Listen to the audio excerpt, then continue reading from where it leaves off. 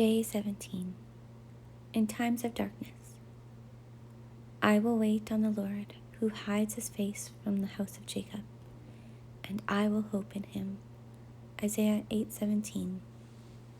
Here we have a servant of God who is waiting on the Lord, not on behalf of himself, but on behalf of his people from whom God was hiding his face.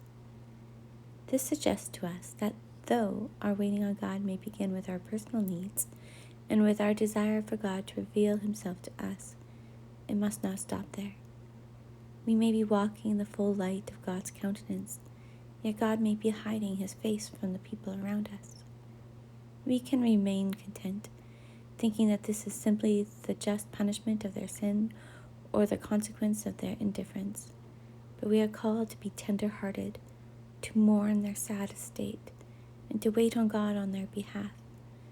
The privilege of waiting on God brings great responsibility. Christ, when he entered God's presence and assumed the highest place of privilege and honor, became our intercessor. So we too, when we enter in and wait on God, must use our access to be on behalf of those less favored. I'll wait on the Lord, who hides his face from the house of Jacob. Perhaps you worship with a certain congregation and do not find the spiritual life or joy that you desire either in the preaching or in the fellowship. You also belong to the larger denomination with its many congregations, but there you observe so much of error and worldliness, of reliance on human wisdom and culture, of trust in ordinances and observances, that you do not wonder that God hides his face in many cases. There's a little power of conversion or true edification. Then there are branches of Christian work to which you are connected: a Christian school, a gospel band, a youth ministry, a mission work, in which the absence of the Spirit's working indicates that God is hiding his face. You think you know the reason. There is too much trust in personal and money. There is too much formality and self-indulgence. There is too little faith and prayer, too little love and humility, too little of the Spirit of the crucified Jesus.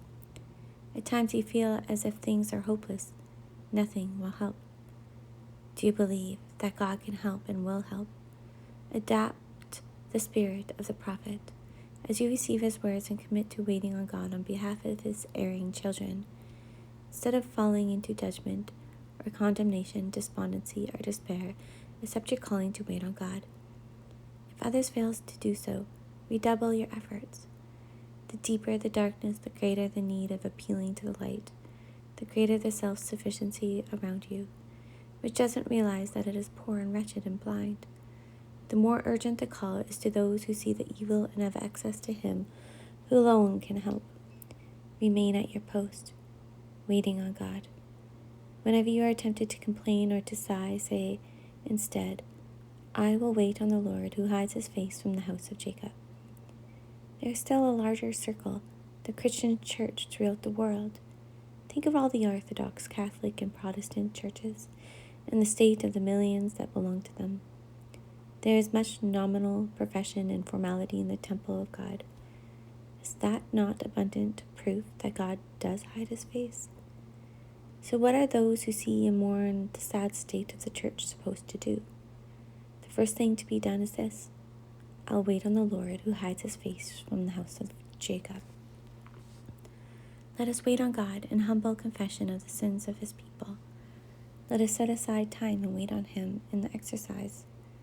Let us wait on God in tender, loving intercession. For all saints, our beloved family, however wrong their lives or their teaching may appear, let us wait on God in faith and expectation until we sense that he has heard. Let us wait on God with the simple offering of ourselves to his purposes and the earnest prayer that he would revive his church. Let us wait on God as Isaiah urged, and give him no rest till he makes Jerusalem a joy in the earth.